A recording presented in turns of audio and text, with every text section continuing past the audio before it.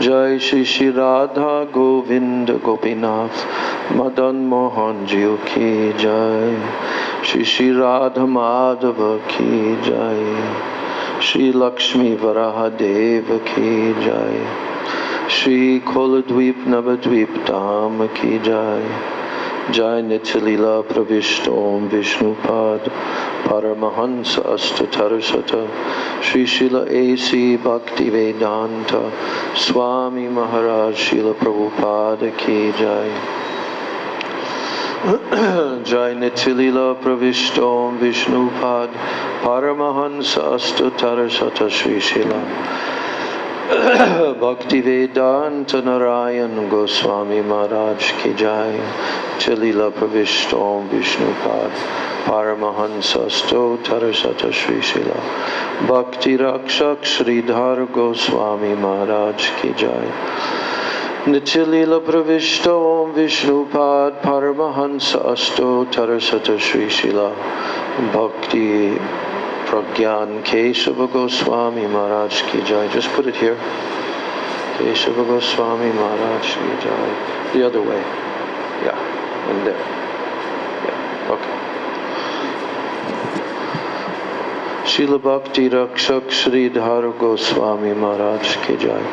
Nitya Leela Pravishta Om Vishnupad Paramahansa Ashtottara Shri Srila Bhakti Pragyan Kesava Goswami Maharaj ki jai. Nitya Leela Pravishta Om Vishnupad Paramahansa Ashtottara Shri Srila Bhakti Siddhanta Saraswati Goswami Thakur Srila Prabhupada ki jai. Jagat Guru Dev Srila Prabhupada ki jai.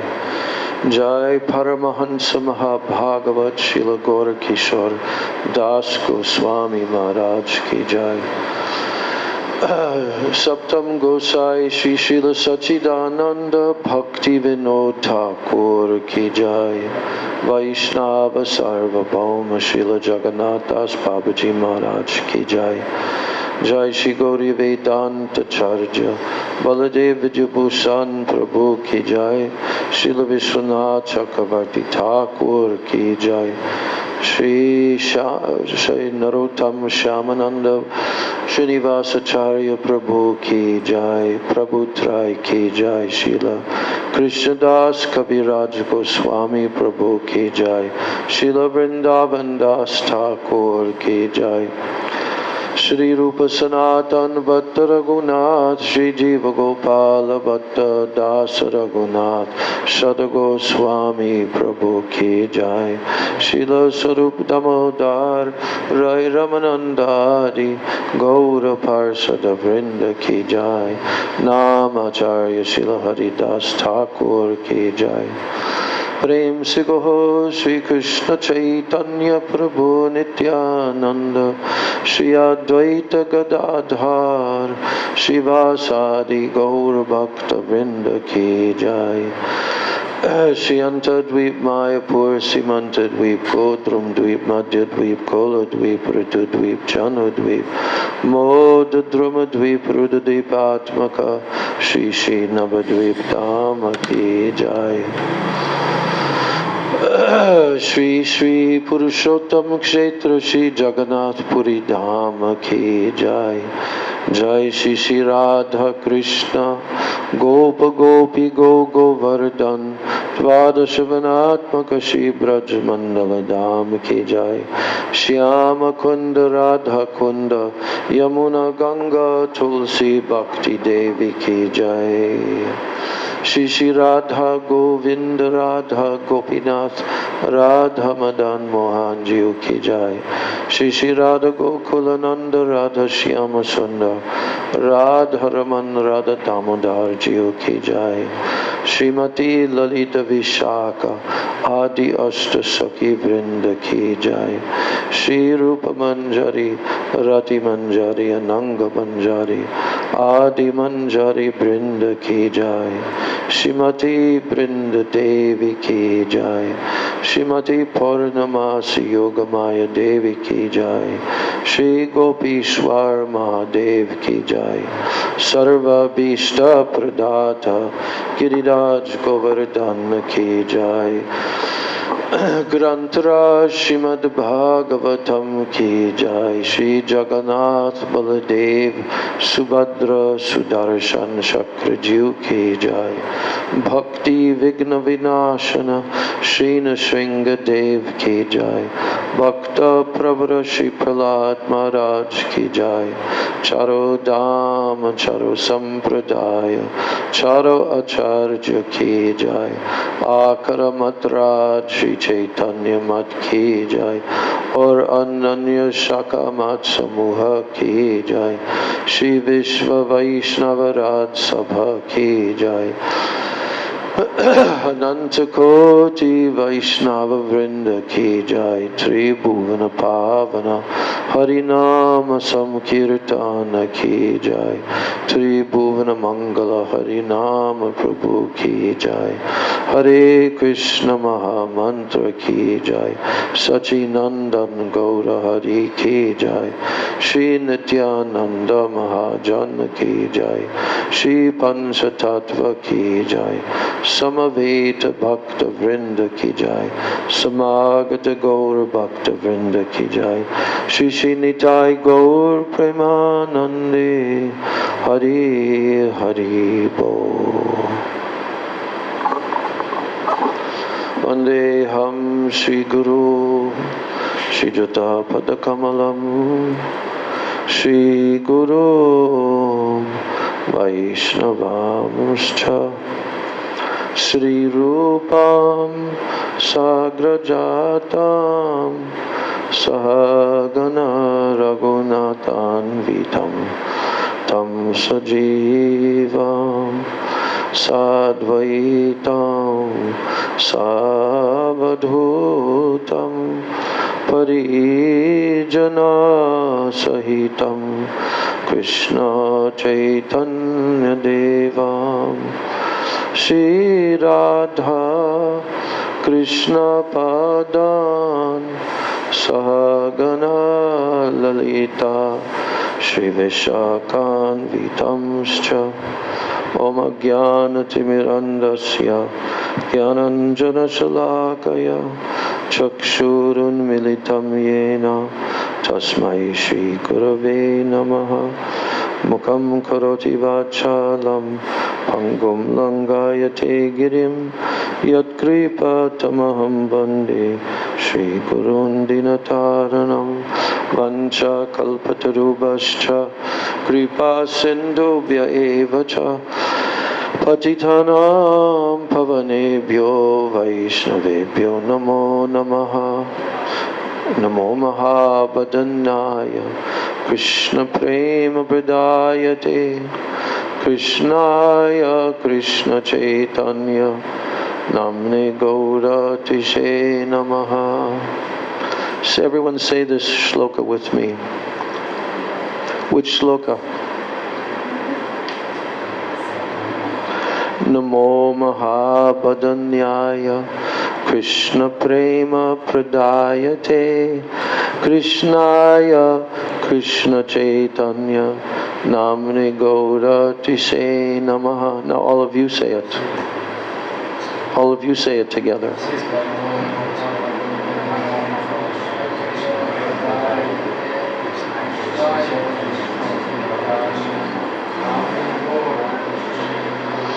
Nityanandam namastubhyam premananda pradayane kalo kalmashanashaya janava pataye nama panchatattvatmakam krishnam bhaktarupa swarupakam bhaktavataram bhaktakyam namami bhakta shaktikam. He Krishna karuna sindho Dinabandho Jagatpate Gopesha Gopika Kanta Radha Kanta Namostute Tapta Kanchana Gaurangi Radhe Vrindavaneshwari वृषभानुसुते देवी प्रणमामि हरिप्रिये जयतं सुरुतो पंगोर मम मन्दमतेर्गति मत्सर्वस्वपदाम्बोजो राधा मदन मोहनो दिव्याद्वृन्दारण्य कल्पद्रुमधा श्रीमद्रत्नगार सिंहासनस्थो श्रीमद् राधा शीलगोविन्ददेवो प्रेष्ठालिभिः सेव्यमानो स्मरामि श्रीमन्रासरसारम्भि वंशीवतततस्थितः कर्षन् वेणुस्वनैर्गोपीर्गोपीनाथ श्रियेस्तु नः वृन्दाय तुलसीदेवाय प्रियाय केशवस्य च कृष्ण भक्ति प्रदे देवी सत्यवत्साय नमो नमः श्री कृष्ण चैतन्य प्रभु नित्यानंद श्री अद्वैत गदाधर शिवासादि गौर भक्तवृंद हरे Krishna Krishna Krishna Hare Hare Hare Ram Ram Ram Hare Hare Hare Krishna Krishna Krishna Hare Hare Hare Ram Ram Ram Hare Hare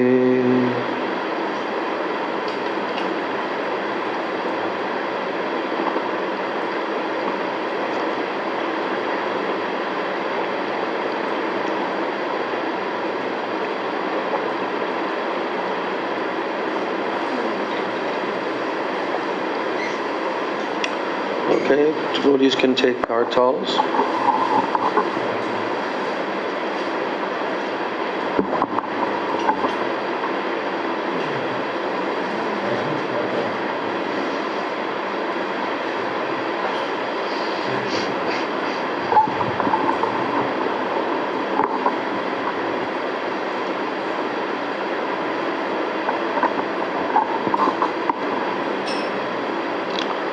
Shri Krishna Chaitanya Prabhu Nityananda Shri Advaita Gadadhar Shivasari Gaur Bhakta Vrinda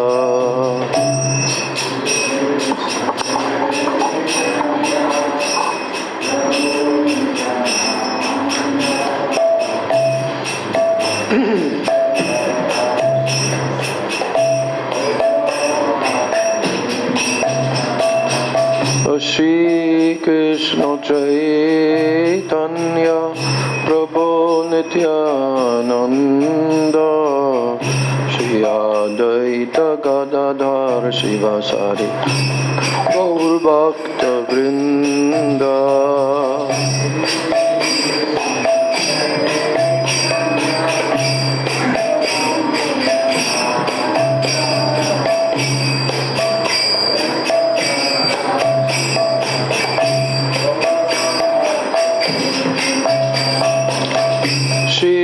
Krishna Chaitanya Prabhu Nityananda Shri Advaita Gadadhar Shivasari Gaur Bhakta Vrinda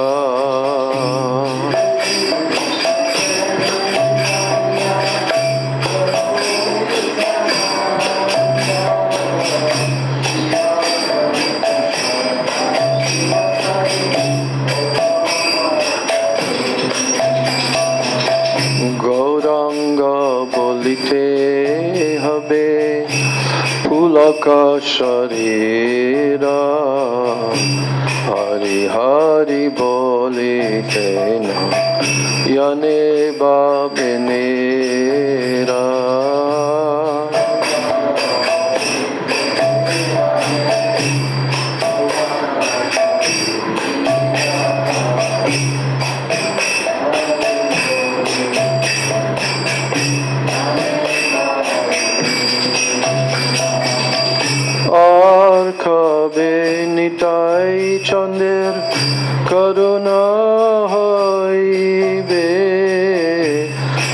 sarvasana mon kabe tu chahabe.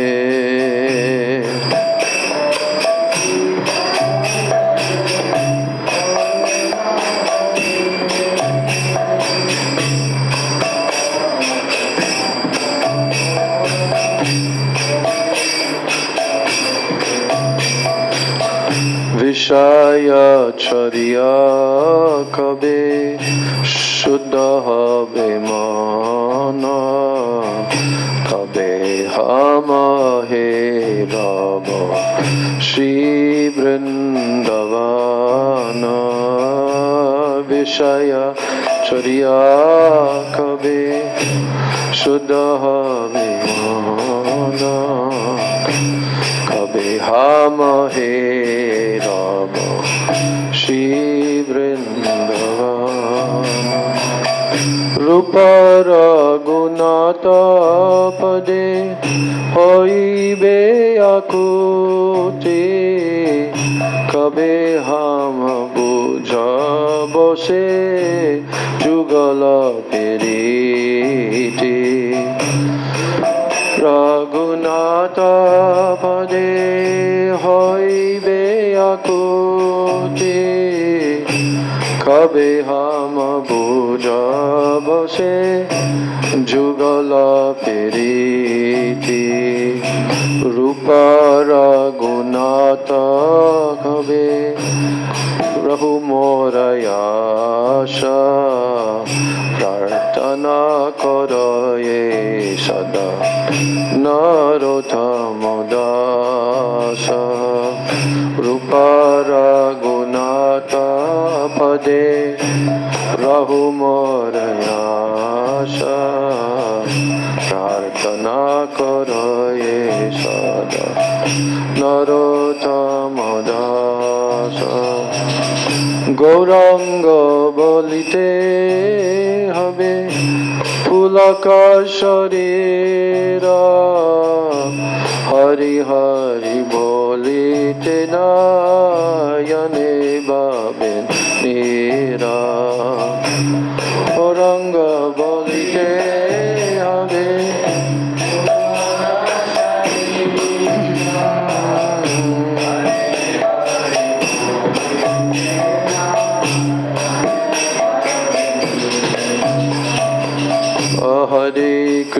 Hare Krishna Krishna Krishna Hare Hare Hare Rama Rama Rama Hare Hare. Hare Krishna Krishna Krishna Hare Rama Rama Rama Hare Hare Krishna Krishna Krishna Hare Hare Hare Rama Rama Rama Hare Hare.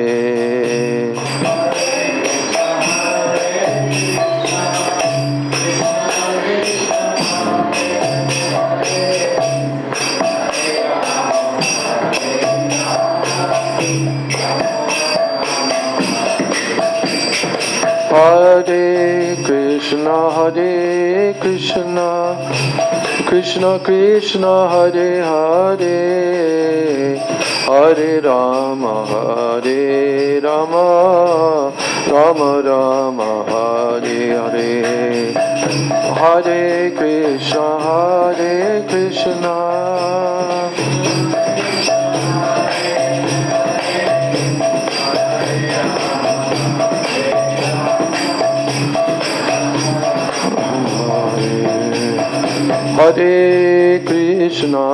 Hare Krishna Krishna Krishna Hare Hare Hare Rama Rama Rama Hare Hare. Krishna Hare Krishna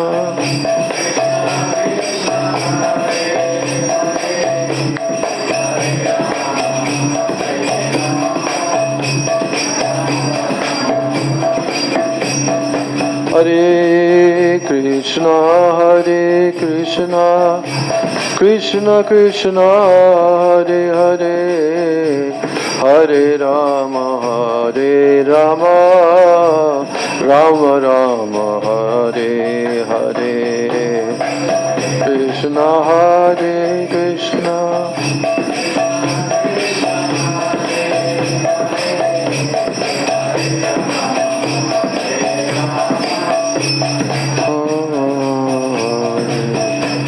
Hare Krishna, Hare Krishna, Krishna Krishna, Hare Hare,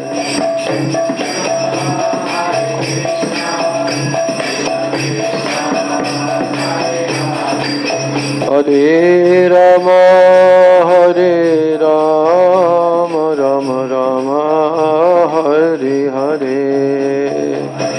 Hare Rama, Rama Rama, Hare Hare, Hare Krishna, Hare Krishna, Krishna Krishna, Hare Hare, Hare Krishna, Hare Krishna, Krishna Krishna, Hare Hare, Hare Rama, Hare Rama, Rama Rama, Hare Hare, Hare Rama, Hare Rama, Rama Hare Hare, Hare Krishna, Hare Krishna, Krishna Krishna, Hare Hare, Hare Krishna,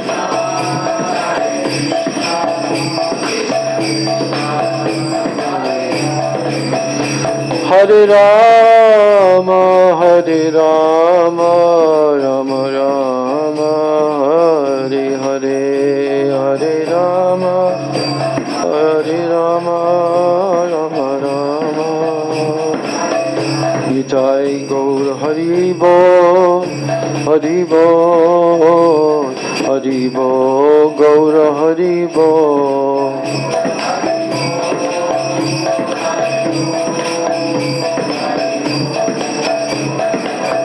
Nitai Gaura Hari Bol, Hari Bol, Hari Bol, Hari Bol, Hari Bol, Hari Bol, Hari Bol.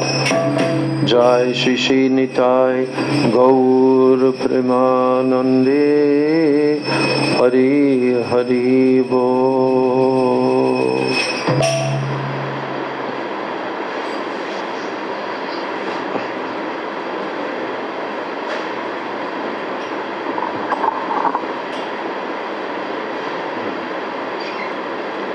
Boy, you really get dried out these days. Mouth becomes completely dry.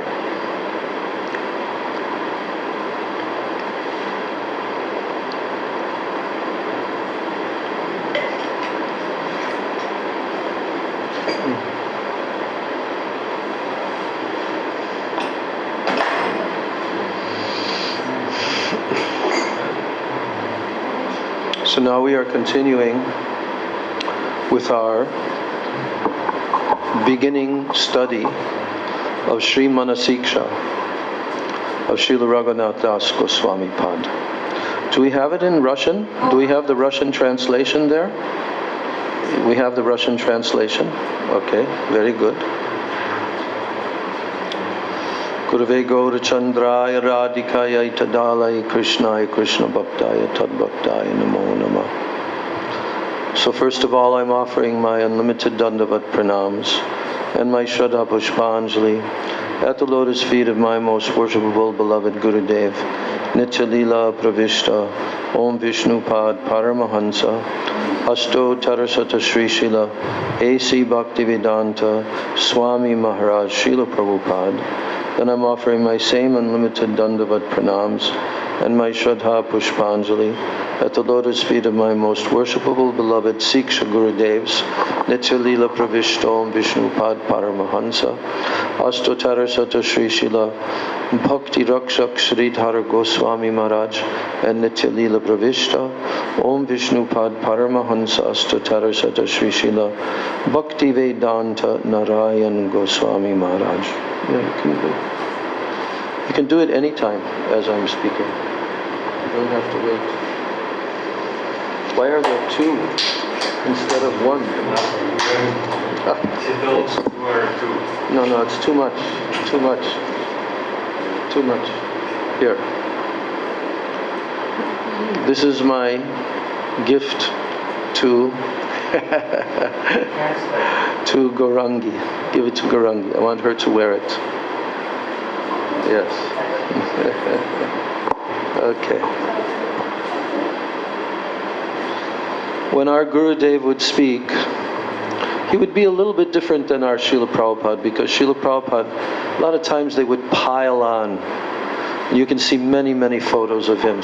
There's one specific photo where he's actually, it looks like he's wearing nothing but these big magnolia, beautiful magnolia flowers. You know that one. But our Gurudev would always take off all his garlands, and all he would keep on would be these little small. Are you hearing me, what I'm saying? All he would wear was one thin garland around him like that. He would take off all the other garlands. But Srila Prabhupada, he would accept, because, for many reasons, Prabhupada was introducing Krishna consciousness, and he wanted all the devotees to develop these moods of what is the word? The moods of Guru Seva, but deep affection for Guru. Prabhupada wanted that. Bhopadev Prabhu, he experienced this in Los Angeles. Every morning when Prabhupada would come back from his morning walk, then all the devotees would be waiting, and they would each have a small little basket of flowers. And Srila Prabhupada also had a basket of flowers. You can see videos of this. And then he would walk slowly, one by one, as the devotees were, most of the time they were kneeling down in front of him in a line as he would walk into. You understand? Understand? The devotees were waiting for Prabhupada. Prabhupada comes out of his car, and there's two lines of devotees, one on one side, one on the other side. And Prabhupada would have a basket. And then Prabhupada would receive from the devotee a flower. They would offer him a flower. And he would put it in his basket, right? Am I correct? That was before my time. Oh, really? They stopped it by the time you came? Not everybody, but some devotees would just offer him flowers. Oh, okay. Okay. Yeah, maybe that was more like 70, 71. But anyway, the thing is that flowers were very important in the early Krishna consciousness movement. Very, very important. As we grew up in the West, we never saw flower garlands. Huh? Maybe, I don't know, in Hawaii, if you grew up in Hawaii, then you could see flower garlands, but we never saw flower garlands. We saw ice and snow. It was usually in the funeral. In the what? Funerals. Yeah, then funerals. But it was not a usual thing, but Srila Prabhupada, when he introduced the Krishna consciousness movement, he introduced flower garlands, which is a service that the devotees perform to make the flower garlands. Every day. Because Krishna needs to be worshipped every day. And to make garlands for Sri Guru. So in this way, our lives became filled with flower garlands and flower decorations for Krishna, not for us, for Krishna. And this is very, very essential and important part of bhakti.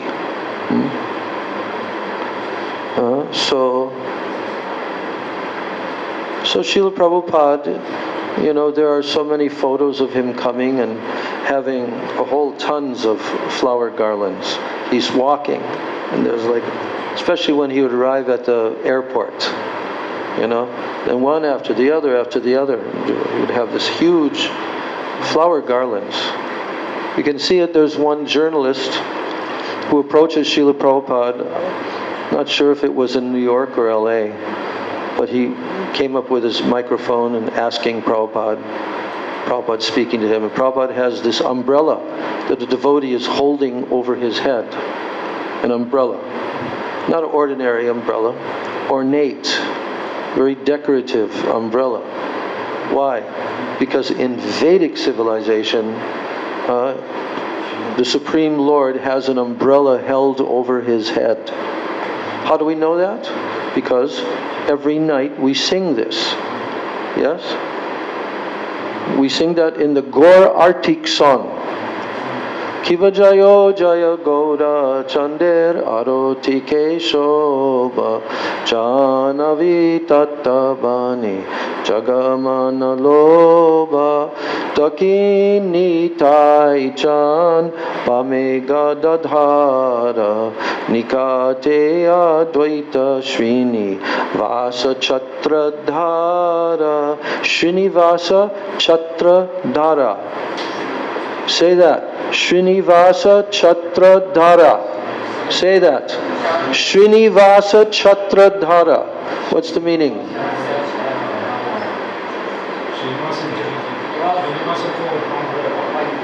Yes, he's holding a chatra, which means an umbrella. So in Vedic civilization, when there is an exalted personality and he's arriving or he's going somewhere, then an umbrella is held over him, even as he's walking like that. So this used to be a very wonderful vision for us to see.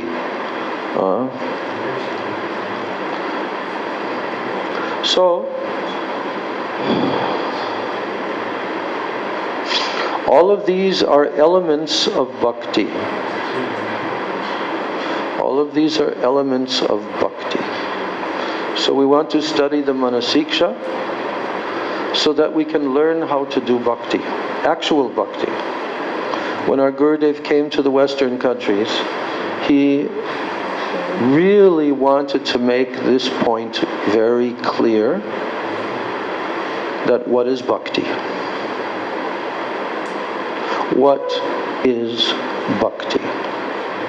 Shtotakoi bhakti. What is bhakti?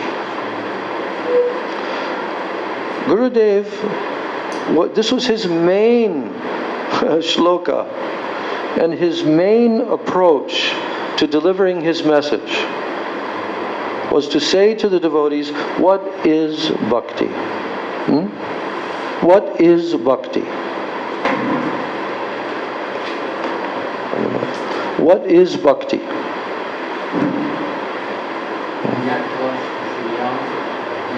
Yeah.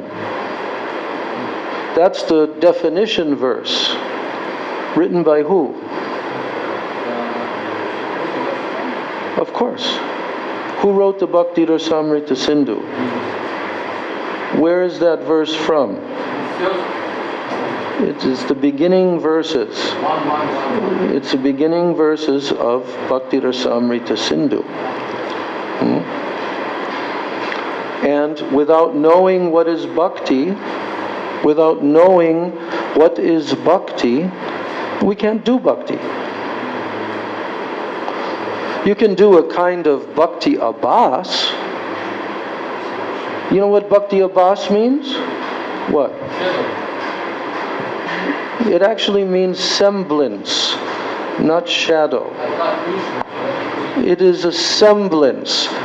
It looks like bhakti, but it's not actually bhakti. not actually bhakti. It's a semblance of bhakti.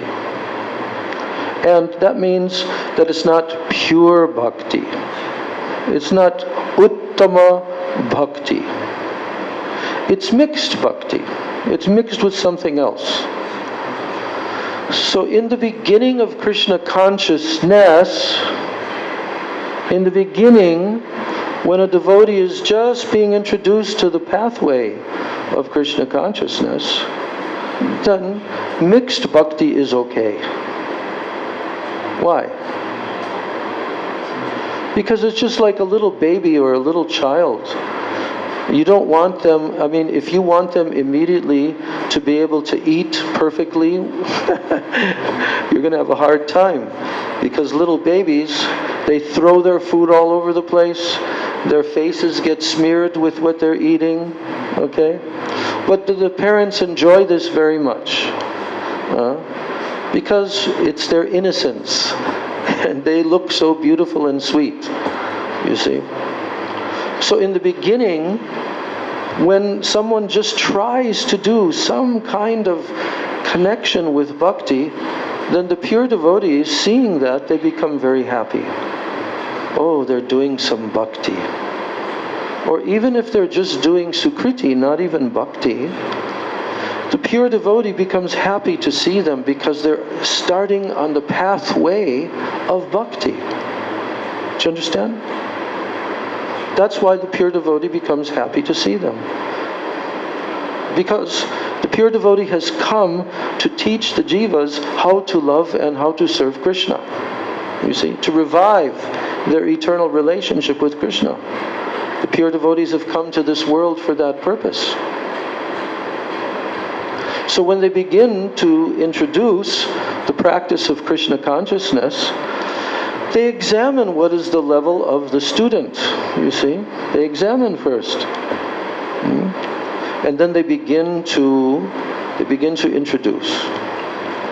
So in the beginning, in Srila Prabhupada's Hare Krishna movement in the West, he just only introduced chanting. Just chanting. And then taking Krishna Prasadam, which he himself cooked. You know? That's what he introduced. Were there any other rules and regulations that he introduced? Nothing. Only come, sit, listen, and chant. And then after that, take some nice Krishna Prasadam. And then, as gradually they started to come more and more, then sometimes some of them would get up and start to dance. Then that became introduced. Chanting, dancing, taking prasadam. And then Srila Prabhupada introduced his morning classes and 3 times a week evening classes. But every morning Prabhupada would read Srimad Bhagavatam or he would give some lecture to devotees. If you read any of the memories books, then you'll see how Srila Prabhupada gradually introduced. You see, so, but when our Guru Dev, Srila Bhaktivedanta Narayan Maharaj, first came out of India and came to the West, what was his objective? What was he hoping for? That he'll just meet a lot of new people?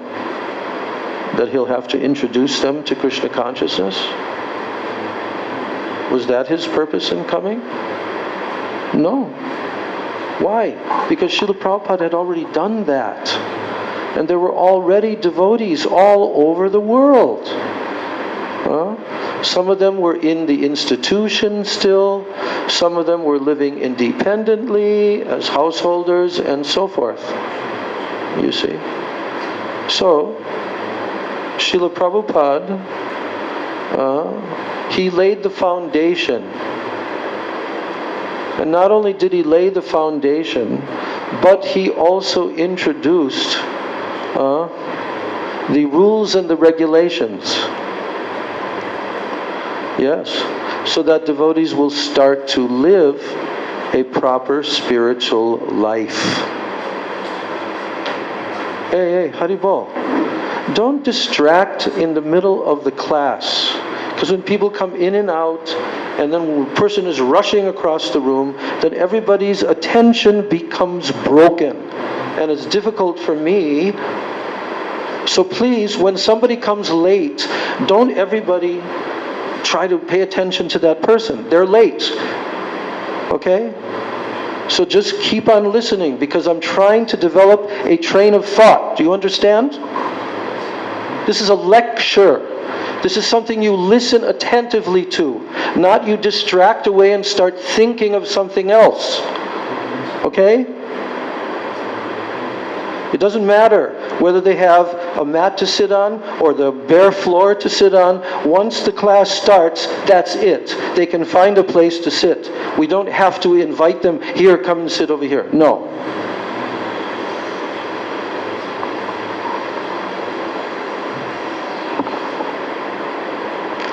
So what have I told so far? What have you understood and understood? What is the point that I'm trying to make so far in this lecture? You tell me. Give me some feedback now. Even somebody you come, he's like child. Even if he performs some boxing mission, it is okay because he's in the beginner level. After some years, his level will be increased. Establishment of bhakti process by The what? establishment of bhakti by acharyas arriving to the Which acharya am I talking about? Yes, I'm talking about Srila Prabhupada. I'm giving the practical, historical understanding. This is how it happened. And this is how acharyas introduce this great, great philosophy. Even this experiment is so unbelievable what happened. It never happened before in history. But Srila Prabhupada came to the West, and now, by the mercy of Sri Guru, Sri Gauranga, and the pure devotee, people began to accept the philosophy of Krishna consciousness, the Vedic literatures, the lifestyle of Krishna consciousness, and so forth. Understand? So, I was talking about pure bhakti. Why is it pure bhakti? Because it's not mixed with anything else. This is very essential to understand. Our Gurudev would not go very far, although he came to give much higher, much more advanced knowledge. Just like Prabhupada said, Bhagavad Gita is like elementary. Srimad Bhagavatam is like graduate study in university. And Chaitanya Charitamrita is postgraduate study. So, in order to properly understand and to implement in your own life, that means to practice it in your own life, you have to understand the philosophy. This is why Srila Bhaktivinoda Thakur, in his Jaiva Dharma, he has 3 different sections. There are 3 parts of his Jaiva Dharma. And each and every chapter is an essential part of understanding what this philosophy is. And then, at one point, he comes to what is called Das Mool Tattva. Das Mool Tattva. What does Das Mool mean?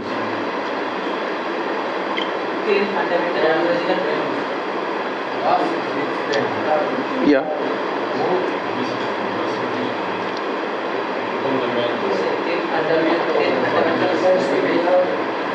Das Mool Tattva.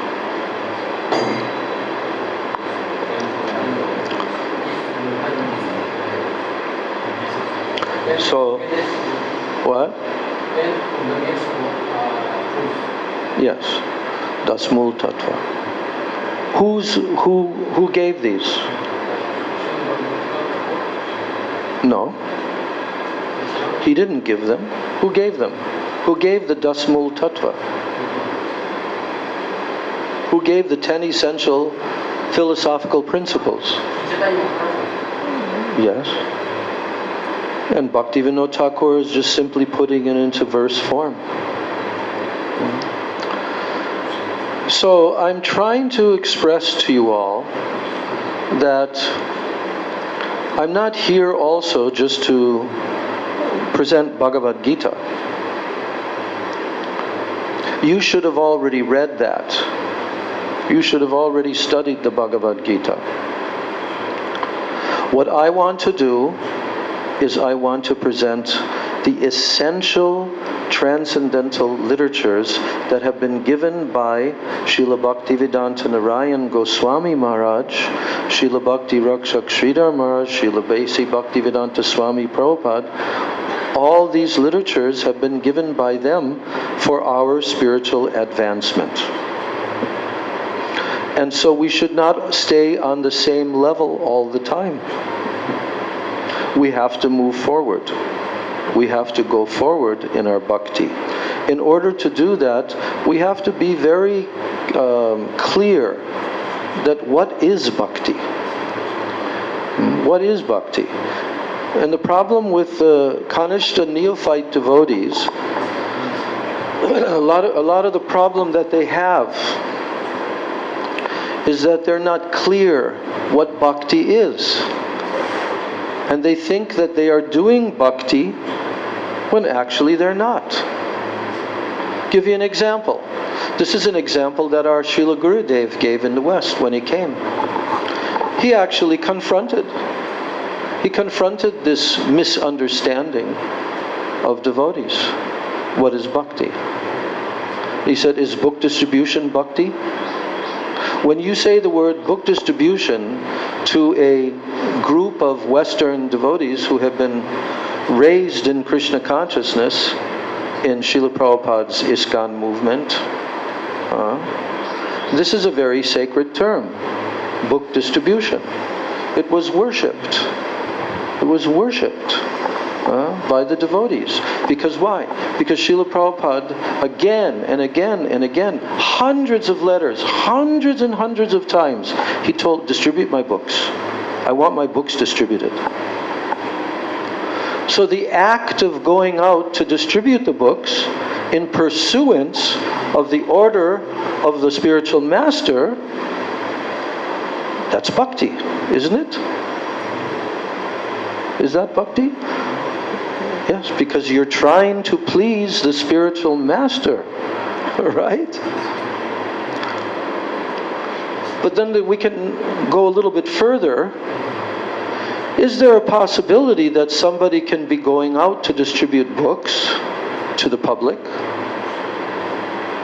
but they're not doing bhakti? Is that possible? Huh? That they can be distributing books, Srila Prabhupada's books, but they're not doing bhakti.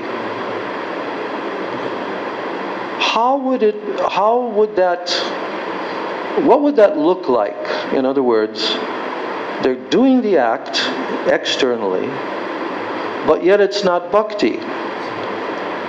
What would be the cause of that? What would be the characteristics of that it's not bhakti? Huh? Maybe for money. It's not for the satisfaction of Guru, Krishna, or maybe how to actually make money For himself. If somebody's going out and thinking he wants to make money for himself by distributing Prabhupada's books, and that's his main objective, then is that bhakti? I want to get on the list and get Mahaprasadam, because I'll be the top distributor of that day. To get fame, you mean? For your own self-aggrandizement? Yeah? But Sajjan Maharaj is pointing out that at that time there were also transcendental competitions, which in actuality Srila Prabhupada kind of encouraged that. If you read his letters, you'll see that he wanted that the devotees would be enthusiastic. And he could also see that the Westerners, that they had this kind of mood of competing, which is not only a Western trait, it's a trait anywhere, but nevertheless, he encouraged it. He said, yes, in the spiritual world, Radha and Krishna, they have their various groups. One group of gopis is with Radharani, another group of gopis is with Chandravali, and they're doing competition to get Krishna's attention. Right? Prabhupada introduced that. He said this book distribution is in the mood of the gopis. Is that not a correct quotation? In the mood of the gopis? So what would that mean? That it's in the mood of the gopis? If this transcendental competition to distribute Prabhupada's books, to please the spiritual master and so forth, if it's actually in the mood of the gopis, then what would be in the mind of the distributors, of those who are going out? If it's actually in the mood of the gopis. Yeah. To bring the jivas to Krishna. That sincere devotee is going out into the public, standing there for many hours, approaching many, many hundreds of people, giving them an opportunity to look at the book, to touch the book, to hear about the book somewhat. But the objective of that devotee is to bring that jiva closer to Krishna, right? Sometimes it would become very mechanical. So many different techniques, so many different lines. And that's all, acceptable also. But what has to be the motivation of the distributor? If it can be in the mood of the gopis, then it has to be for the satisfaction of Krishna, satisfaction of Srimati Radhika. And that means on our platform that all jivas, they belong to Radha and Krishna, and now they're disconnected and they don't know about their relationship with Krishna. So when the devotee goes out there with a conscious mood that I'm going to try to follow the instructions of my spiritual master, I'm going to try to please him by giving his very book into the hands of one of these conditioned souls, you see. So this is very satisfying to the spiritual master. And this is the reason why Srila Prabhupada used to say many, many things in his letters. Like when I hear the scores or the reports, how many books have been distributed? Because there were regular reports given to Srila Prabhupada from his book trust, Bhaktivedanta Book Trust. And they would report, Srila Prabhupada, there were, 2,300,000 books distributed this month. Figures would be like that, wouldn't they? Back then? Because I think it was like monthly, all over the world. It hit, 1 or 2 million books, maybe more, I'm not quite sure. But Srila Prabhupada would say, when I hear the reports of how many of my books have been distributed, this gives me longer life, Prabhupada would say. It gives me longer life. And then the devotees would think, oh my God, if we can give Srila Prabhupada longer life. And then they would think like that. By going to do this hard, laborious work of spending many, many, many hours every single day. Even physically it was not easy. So, But I'm going back to my original point. When our Gurudev came to the West, he wanted to introduce the actual meaning of the word bhakti. And therefore he wanted to introduce Srila Rupa Goswami's definition shloka. And he was very... this was happening almost every single festival. In the beginning of the festival, then Srila Gurudev would call one of us to stand up and speak this verse, Anyabi Lashita Shunyam, and explain the verse. So, and in our Gurudev's Bhakti Rasamrita Sindhu, he included that verse there and Vishwanath Chakravarti Thakur's explanation of that verse. Each and every word, the meaning of the verse. And it was amazing because year after year after year, for at least 15 years all over the world, this verse would come up again and again and again and again. So I would say that is probably the most often quoted verse that Srila Gurudev would introduce. Now, what was the reason why he was so keen to introduce this? Because he saw, over many, many years, as he observed the devotees, from the Western countries especially, that they were falling down from the practice of Krishna consciousness. Even after being advanced, or at least a senior for a number of years. And he would trace out what is the cause. What is the cause? Why would they fall down? And the reason why they would fall down is because they were not doing bhakti. So if they were not doing bhakti, but they were thinking that they're doing bhakti, but they're not doing bhakti, and then they fall down by not doing bhakti, what does that say about bhakti?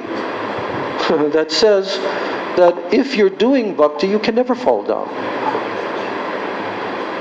Srila Gurudev said, if you're doing actual bhakti, you will be very happy. He said, you will be happy. He said, it's impossible to not be happy if you're doing actual bhakti. Yeah? It's impossible to not be happy. And what is the reason for that? You will not understand the reason unless you study Rupa Goswami's Bhakti Rasamrita Sindhu. Because what is bhakti? What is this thing called bhakti? Is it just some kind of university course in bhakti? Bhakti yoga? No. What is bhakti? So now I'm throwing this question out to you at this point in the discussion. You must be happy if you're doing bhakti. You cannot fall down if you're doing bhakti. What's the reason for that? What is the scientific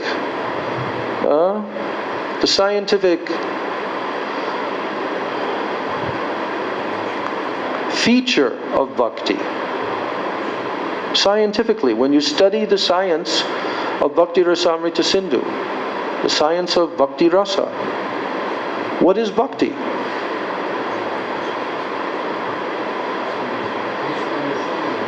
What? Huh? Yeah, but what is that? What is it? Is activities which relate to Krishna, and creating means which react to auspicious activities to Krishna. Is internal meaning of this shloka. I think it is most important. External means no have, material desires, no nishra, jnana, karma. It is external. It's absolutely important, but most important is Krishna Nishila is uncreable. Anu means unvexed of the way who is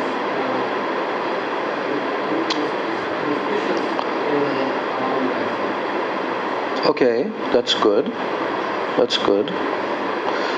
But why is it impossible to not be happy if you're doing actual bhakti? What is it about that principle called bhakti? What is it?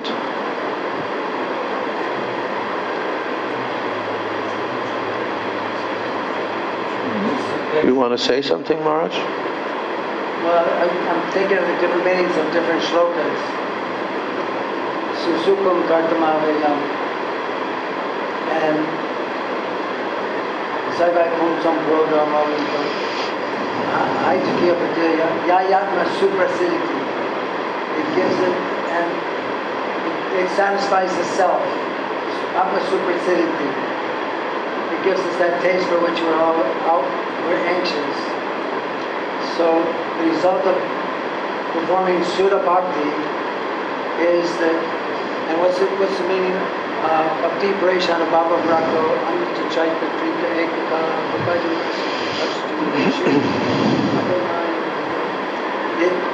It frees one from the conception of being present in the past, present in the future, but completely established in the self. That self, by nature, is Anandamaya Dasa. It is situated in the highest ecstasy. That is the condition of the self, the true self. And for performing bhakti to the supreme soul, supreme self, then that will connect us to that Ananda, which we're always hang to. Yeah, I mean, there's many slokas, but the principal thing that I'm asking is, this thing called bhakti, where does it come from? What is it? Is it some kind of emotion? What is bhakti? Here we go. Hladini Shakti. Bhakti is Hladini Shakti. What does Hladini mean? Hladini means ecstasy. The ecstasy potency of Krishna. The ecstatic love of Krishna is called Hladini Shakti. Srimati Radhika is the predominating deity of Hladini Shakti. Krishna is the predominating deity of Samvit Shakti. Baladev is the predominating deity of Sandini Shakti. But when Sandini Shakti, when Samvit Shakti and Hladini Shakti combine together on the platform of Sandini Shakti, Samvit and Hladini combine on the platform of Sandini Shakti, then Bhakti Rasa comes. Bhakti Rasa. Bhakti Rasa comes. This is the science. This is the formula. We should understand this. So in the beginning stages, where devotees don't have experience of this, but every jiva understands that they're looking for happiness. That's inherent. Every jiva understands that their life is, I want to become happy. How can I become happy? How can I overcome suffering and so forth? So this is the search. The search begins. Who am I? Why am I suffering? That's what Sri Sanatana Goswami asked to Mahaprabhu. So without understanding the fundamental principle of the Atma, it's not possible to enter into the realm of transcendental exchanges with the Supreme Absolute Truth. You can't exchange with the Supreme Absolute Truth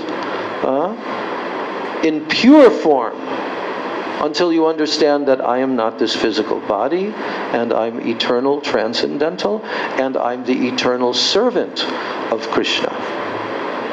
So in this way, our acharyas have written these books to teach us what bhakti is, And how is bhakti broken down? How can you tell that you're doing bhakti? Like I gave the example of book distribution. Or I can also give the example of standing on the street and chanting with a kirtan party. That you're standing there for many hours and you're chanting, chanting, chanting. Right? Is that bhakti? Is there a possibility that it could not be bhakti? Even though someone is chanting? Think so? Or it absolutely has to be bhakti? Huh? Depends on the consciousness. Huh? Depends on one's consciousness. Of course it depends on the consciousness of the person. Huh? We can say that the performance of Nam Samkirtan, which is the order and the instruction of Chaitanya Mahaprabhu, that everyone should chant the holy names, it can be done by anyone, right? Actually, it can be done by anyone. Srila Prabhupada in his lecture, the On Chanting Hare Krishna lecture on the first, that album, the Happening album, Srila Prabhupada said, anyone can take part in this chanting. Even a dog can take part in this chanting. Right? Yes. So, but the level of chanting is completely different according to the individual's realization and level of the development of their bhakti. That varies. But in general, just for the masses of people, the Samkirtan movement is the most powerful element. The devotees, and that's why Prabhupada sent all the devotees to go out into the streets. He himself demonstrated it in Tompkins Square Park in public. So the chanting of the holy names is the Yuga Dharma. This is the Yuga Dharma, Nam Samkirtan. But is it possible that someone can be doing that and yet not actually be doing bhakti? They're doing that, but they're not necessarily doing bhakti. Yeah, tell your answer in the mic so everyone can hear. Bhakta mic. I remember a good example when I had a temple in North LA, and we'd have Harinam Sankirtan every day, either in the streets or at the college universities. And I was in charge of the party. We had several brahmacharis, and I got to the point where we would go out and be doing this, whether it was distributing books or chanting, like you say, and I would be very conscious of trying to see the mentality of the different devotees that were in our party. And if I noticed that one particular brahmachari was chanting, but his eyes were going all over the place, looking in the shops, checking it out, and then especially if we were at a university, and especially his attention was focused on the girls walking by, etc. And there you could see how some were absorbed in the chanting deeply, but some were just externally chanting with their lips, but their mind and senses were completely somewhere else in the atmosphere, whether it was some material place or some material attraction. Mm-hmm. And 9 times out of 10, that devotee, I would try to caution extra carefully and encourage in different ways and caution that devotee. But many times those devotees that couldn't give that wandering of the mind and senses off of the pure Sankirtan and the pure book distribution, then they would end up leaving. It was just one thing led to another. Yeah. No, our acharyas have also told that somebody can be doing kirtan, playing kartals, mridanga, harmonium, singing, dancing, but it's not kirtan.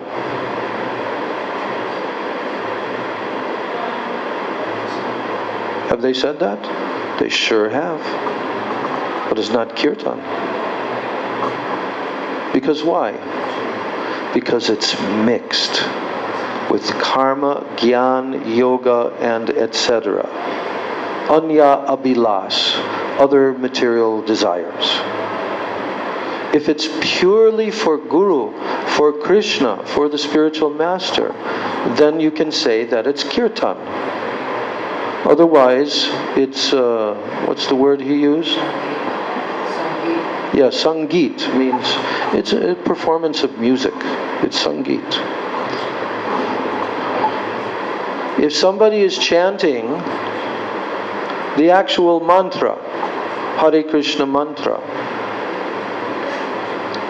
but their purpose of chanting it is for their own selfish interest, labh, puja, pratishtha, for the desire for gain, for the desire for popularity, for the desire for pratishtha, being praised by others, having superiority over others like this, then it's not actual kirtan. If the chanting is look at me, if that's the main thing, look at me. Look at me and how I'm singing and dancing. Do you know that pure Vaishnavas, they're very sensitive. They can immediately feel and sense if somebody's actually singing for Krishna or for their own popularity. That even goes for presenting philosophical discourses. If someone has this, look at me, look at how intelligent that I am, look at how expertly I weave this whole presentation, but their motivation is not to please Krishna, not to please Guru, but to make themselves popular. A pure devotee can immediately sense that this is not actual kirtan at all. Or if a person is a sahajiya, prakrita sahajiya, you know, and they, instead of chanting the Maha Mantra that Chaitanya Mahaprabhu has given to the whole world, they concoct another mantra to replace that. Like Bhajanitai Gaur Radhe Shyam Japa Hari Krishna Hari Ram. Do you know how much our acharyas like Bhakti Siddhanta Saraswati and Bhakti Vinod Thakur completely went to war over this with the person who invented this? They went to war. And so did our Srila Prabhupada. Because now they began to advocate that we should not sing Hare Krishna mantra only in japa. Japa Hare Krishna Hare Ram. So,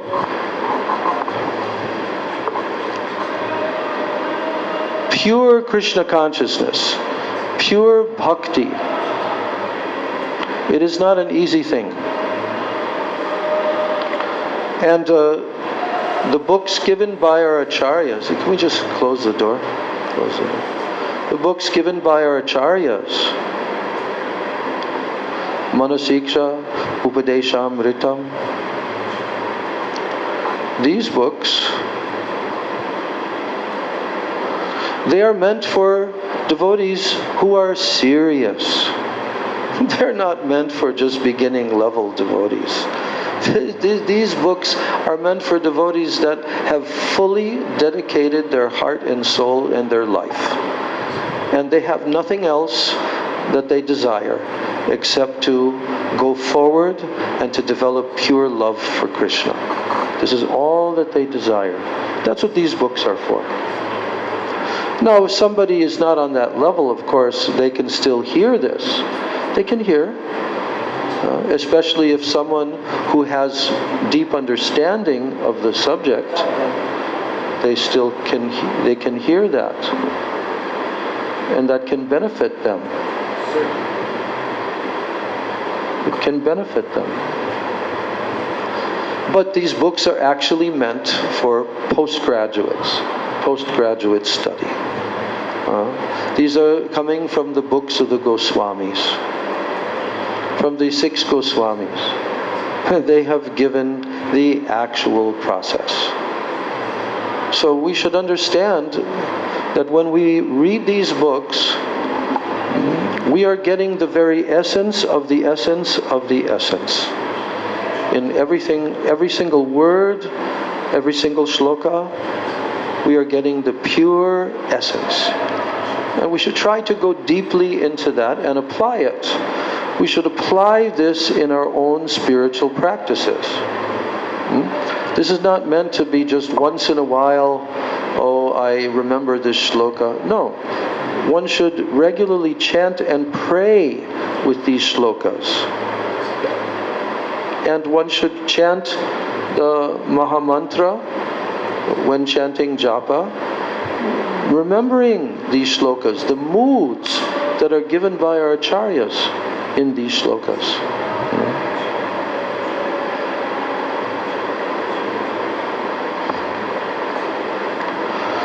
So the Manah-siksa,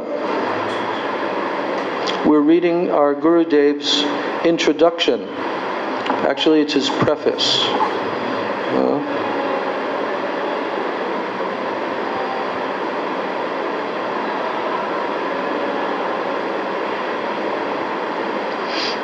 And Srila Gurudev also included some biographical information about these two personalities.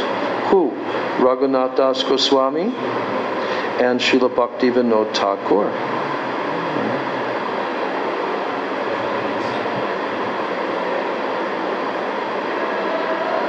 So now, Srila Gurudev says,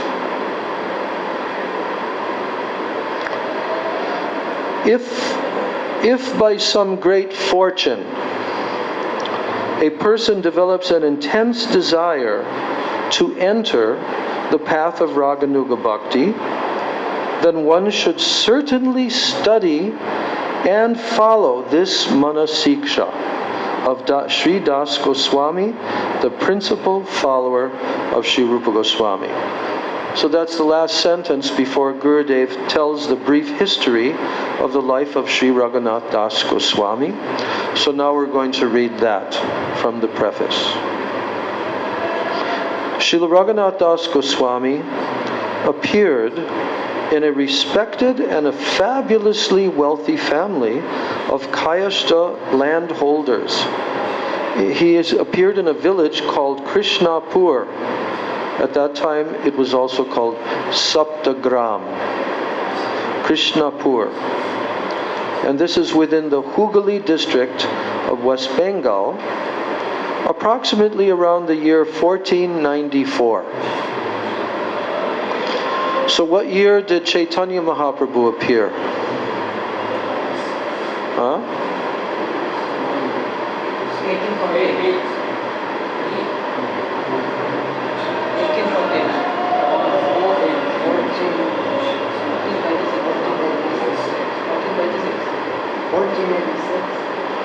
1486, Mahaprabhu appeared. And Raghunath Das Goswami appeared in 1494. So that makes Mahaprabhu 8 years older than Raghunath Das Goswami. So his father's name was Sri Govardhan Majumdar, and Sri Govardhan's older brother, he was named Hiranya Majumdar.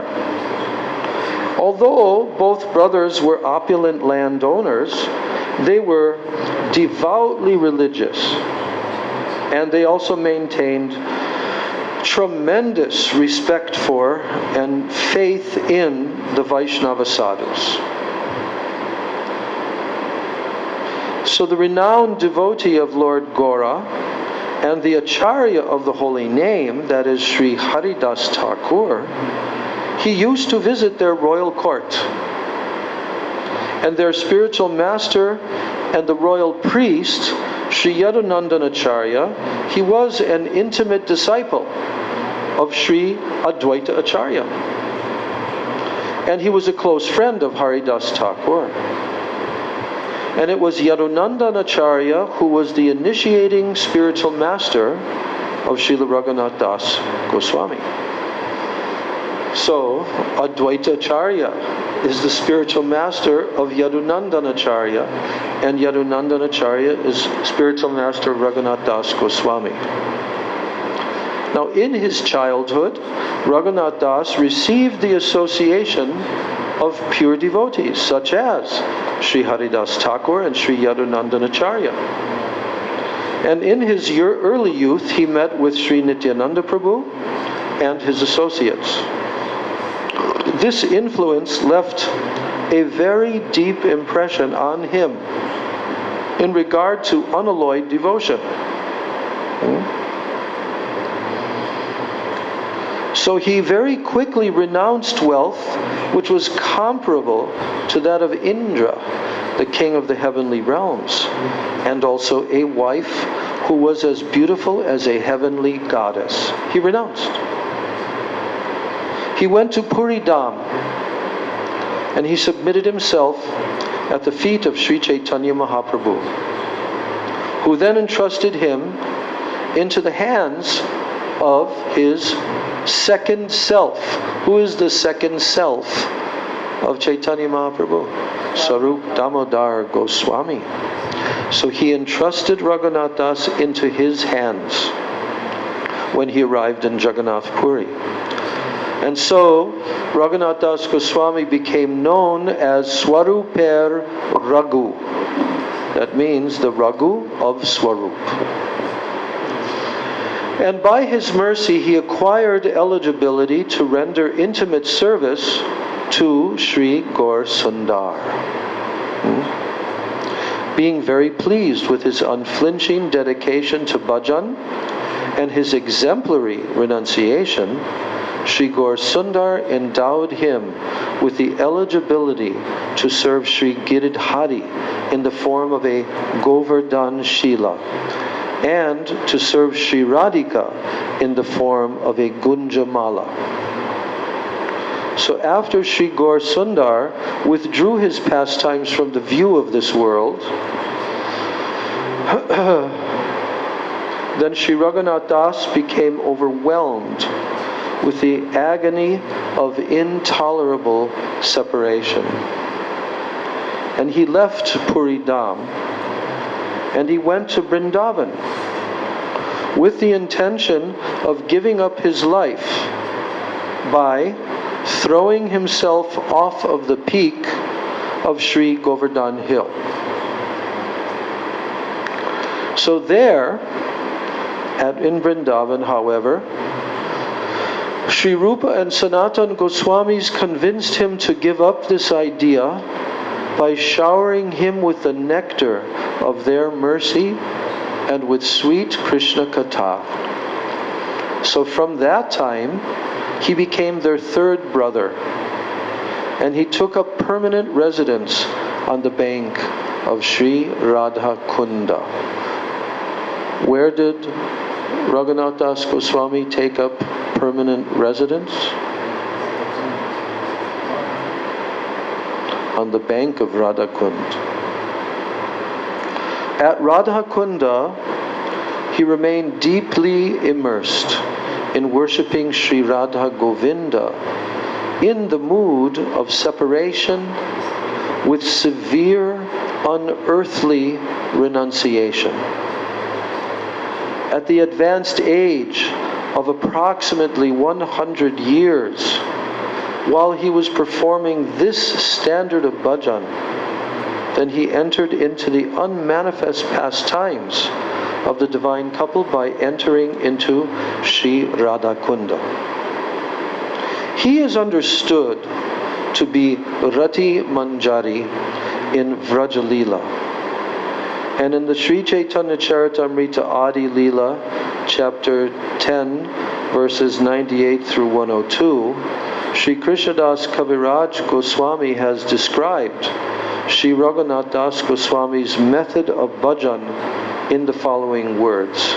So listen carefully to these verses and this description of the bhajan of Srila Raghunath Das Goswami. Anna jala tyag koilo anya katana pala dui teen mata korena bakshan sahasra dandavat kore loy lakshanam dui sahasra vaishnaveri nitya paranam ratri dine radha krishner manasa sevan prahareka mahaprabhur charitra katan Teen Sandhya Radha Kunde Apatita Snan Vrajavasi Vaishnave Kore Alingan Manasarada Sapta Prahar Kore Bhaktir Sadhane Chari Danda Nidra Seha Nahe Kon Dine. Alright, so this is the verses written by Krishnadas Kaviraj Goswami describing the sadhana of Raghunath Das Goswami. How did he live? When Raghunath Das Goswami came to Braja, then he took up residence at Sri Radha Kunda on the order of Sri Rupa and Sanatan Goswamis. And he became immersed in bhajan in the mood of anguished separation. He practically gave up all food and drink. Every day, he accepted only a few ounces of buttermilk in order to sustain his life. He never spoke or listened to mundane talks that had no connection to Krishna Katha.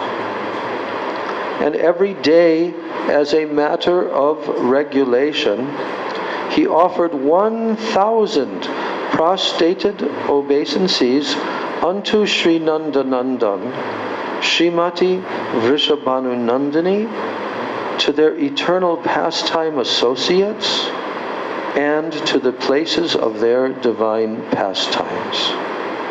He also offered 2,000 obeisances unto different Vaishnavas, and he chanted 100,000 holy names.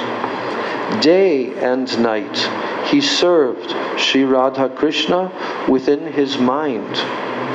He discussed the pastimes of Sriman Mahaprabhu for 3 hours. He bathed in Sri Radha Kund 3 times daily. And he would regularly embrace the Brajavasi Vaishnavas. In this way, he used to perform bhakti for 22.5 hours a day out of 24. Thus he would sleep for only 1.5 hours, and some days he would not sleep at all. So he, Raghunath Das Goswami, has written 3 books that are very famous. The first one is called Sri Stavavali. The second one is called Sri Dan Charita or Dan Keli Chintamani. And the third one is Sri Mukta Charita. Now this book, Sri Manah-siksa, is included within Sri Stavavali, which is a compilation of prayers and glorifications composed by him. So that's Gurudev's very inspiring, very wonderful, short biographical sketch. And as I was reading this, I was realizing, wow, how essential is it for us to hear this before we begin to approach this book written by him, Manah-siksa, because that should be emblazoned in our mind and heart.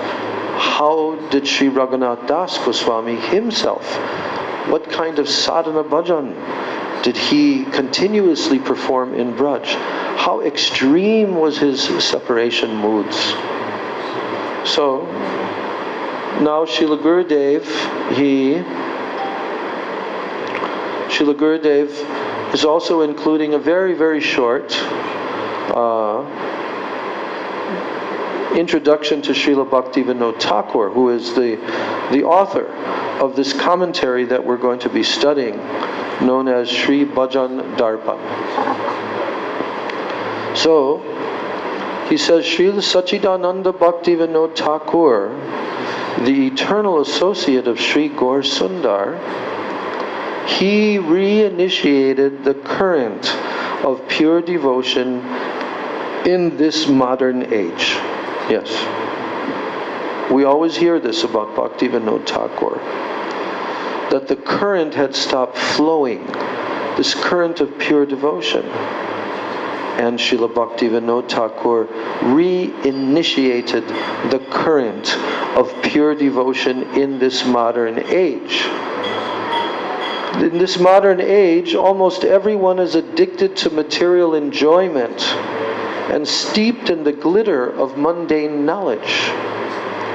He has written a commentary on the verses of Sri Manah-siksa that is rooted in deep philosophical conclusions and is full of rasa, the liquid mellows of devotion. In this commentary, he has very carefully analyzed every verse in relation to Rag Anuga Bhakti or Rupa Anuga Bhakti. All of his verse analyses is in relation to these two systems of bhakti, Raganuga and Rupanuga.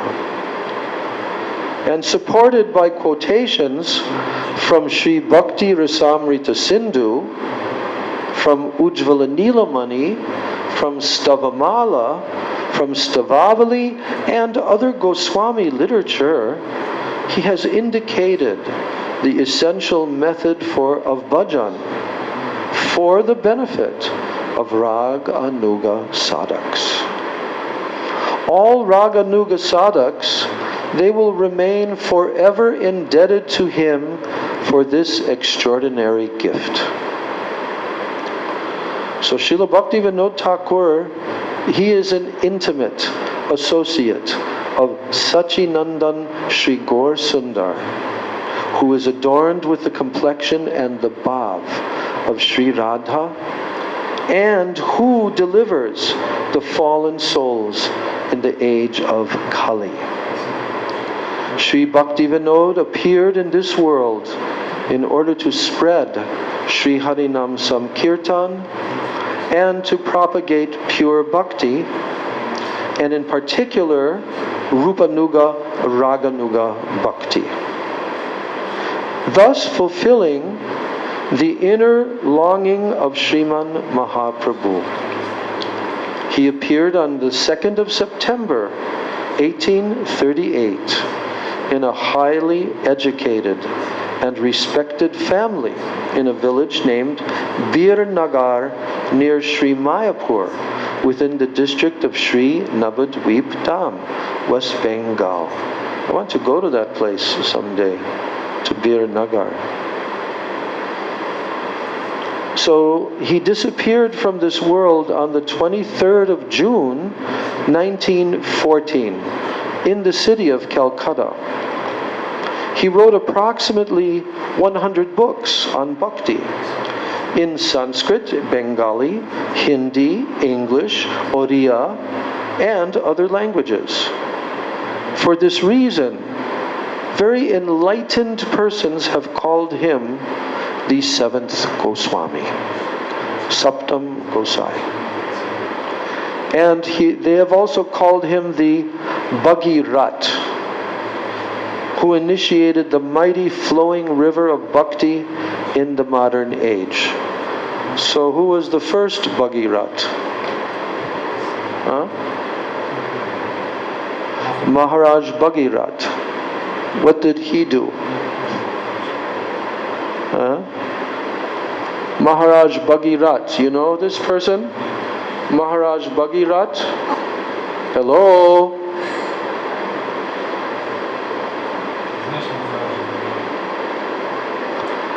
This person, Maharaj Bhagirat, who is he?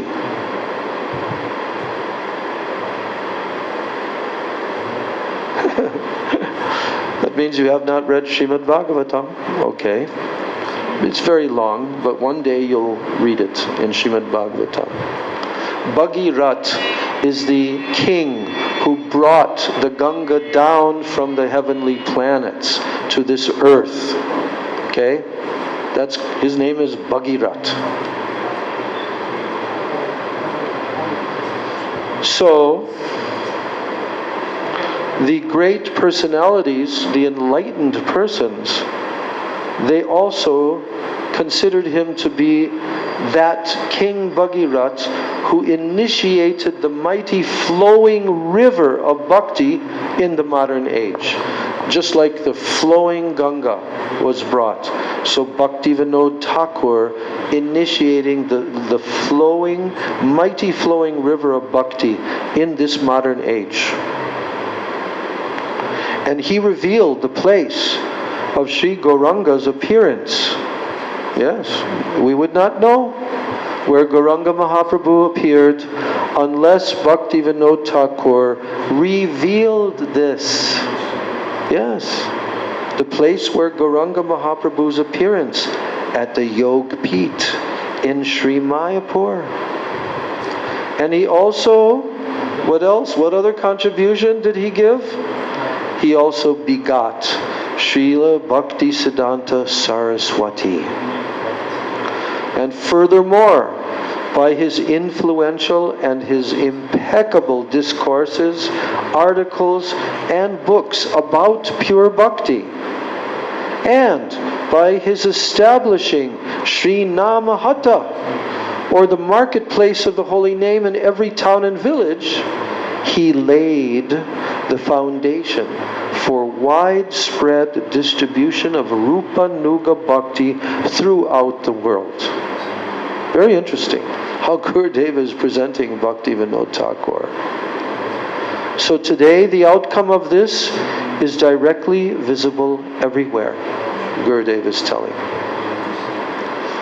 The sound vibration of congregational chanting of the holy names of Gaura and Krishna, it resounds in every corner of the world. And even in far-off Western and Eastern countries, enormous, opulent temples have been built. My most worshipful spiritual master, Sri Srimad Bhakti Pragyan Keshava Goswami Maharaj, is a guardian of the Sri Gaudiya Sampradaya, and he is the founder Acharya of the Sri Gaudiya Vedanta Samiti, as well as the Gaudiya temples that operate under the jurisdiction of that society. In addition to the books that he personally wrote, he republished the books of Srila Bhaktivinoda Thakur and other previous acharyas in the Bengali language.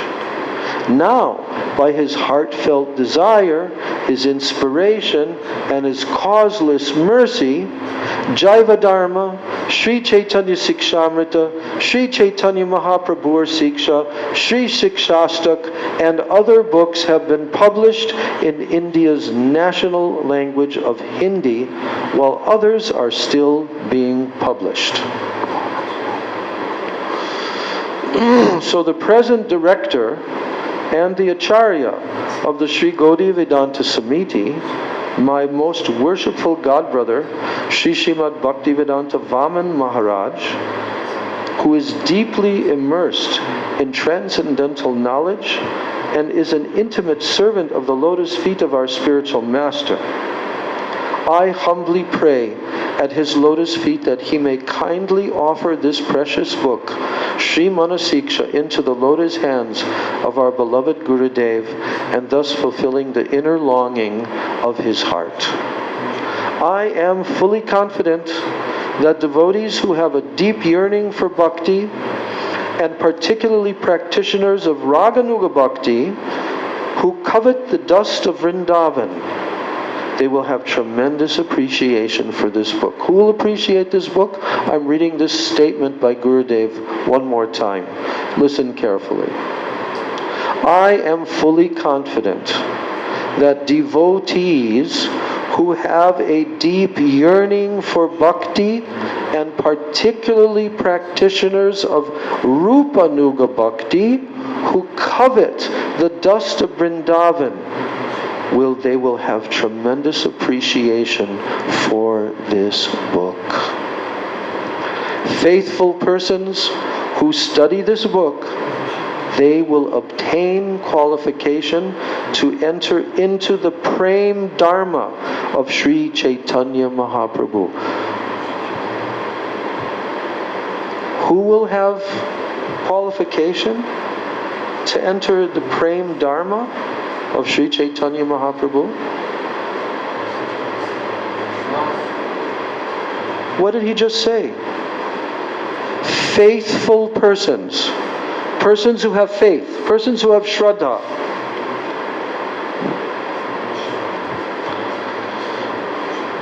If they study this book, then they will obtain qualification to enter into the Prem Dharma of Sri Chaitanya Mahaprabhu. So in conclusion, may our most worshipful spiritual master, who is the concentrated manifestation of the Lord's compassion, may he pour down a profuse shower of mercy upon us, and thus enabling us to attain greater and greater eligibility in fulfilling the inner longing of his heart. This is our anxious, heartfelt prayer at his lotus feet, which bestow Krishna Prem. An aspirant for a particle of mercy of Sri Hari, Guru and Vaishnavas, humble and insignificant Tridandi Bhikshu, Sri Bhaktivedanta Narayan. Written on Sri Guru Purnima Day, 13th of July, 1984. In Mathura, Uttar Pradesh, India. Gaur Premanande Hari Hari Bol.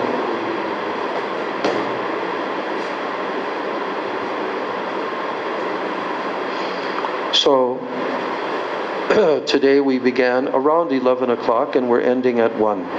That's going to be our schedule from now on. That way devotees who are coming here can avoid some of the very intensive heat over this next week or two. And after that it should go down a little bit. At least that's what they're stating.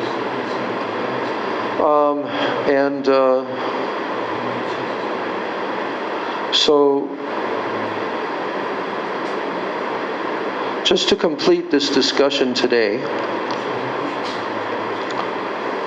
here we just read Srila Gurudev's introduction, his preface actually. And he's telling us that if the faithful persons will read and study this Manah-siksa, then they will undoubtedly obtain the qualification to enter into Sri Chaitanya Mahaprabhu's Prem Dharma. Yes. So this is a very essential book.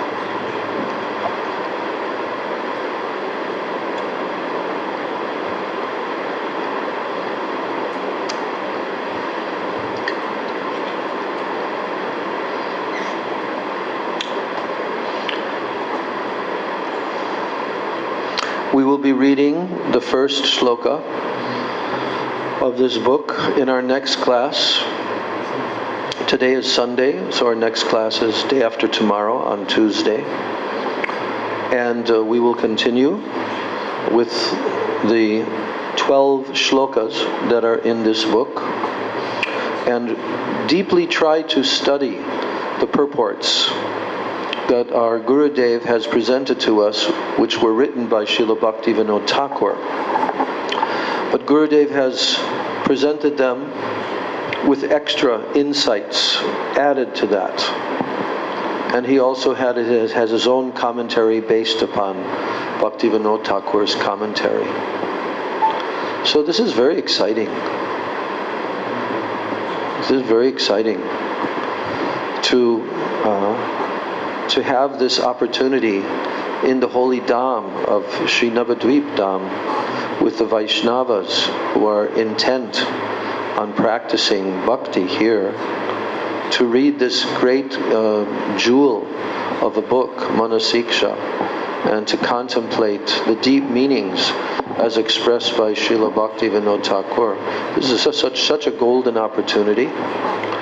All the devotees who are watching online, they can also pay close attention. I would suggest to all the devotees who are physically here and the devotees who are anywhere else in the whole world and are watching this on YouTube or Facebook or whatever medium, that they should also study the book on their own. They should look at the shlokas. These shlokas,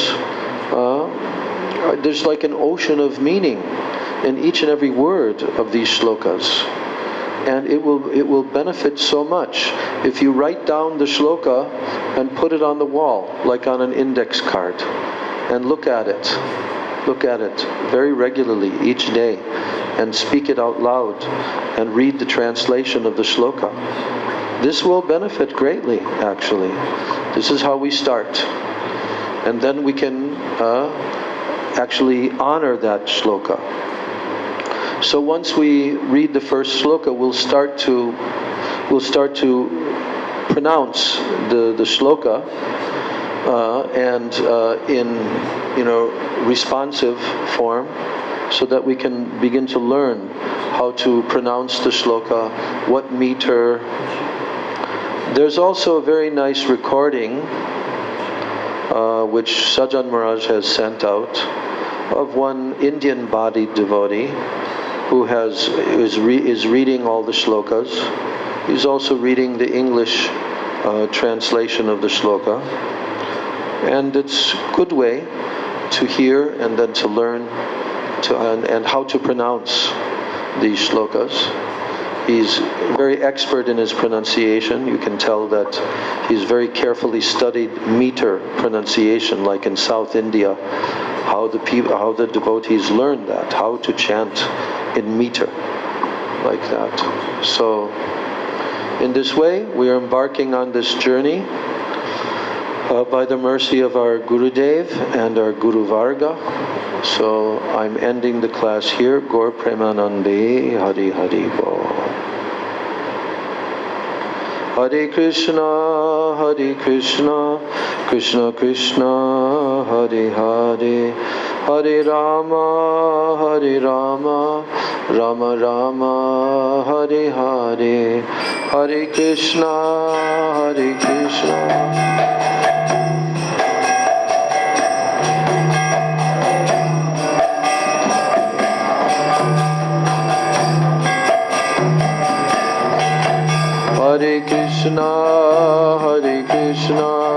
Krishna Krishna, Hare Hare, Hare Rama,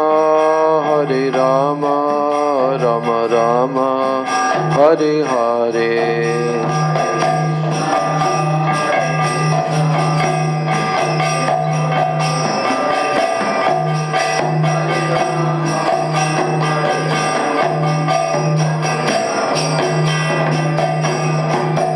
Hare Krishna, Krishna Krishna, Hare Hare, Hare Rama, Rama Rama, Hare Hare, Hare Krishna.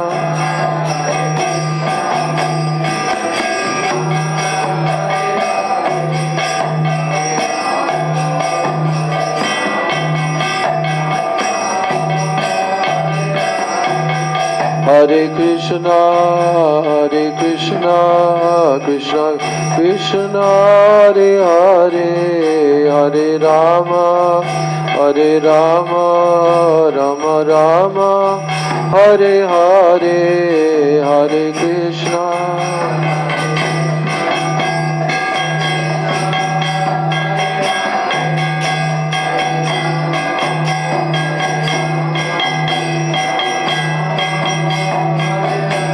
Nitai Gaur Haribo, Haribo, Haribo, Haribo.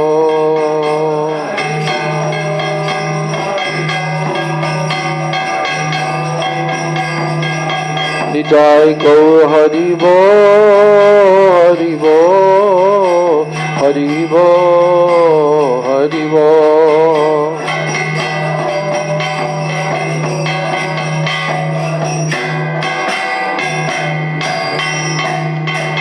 Jai Nitai Gaur Premanande Hari Hari Bol.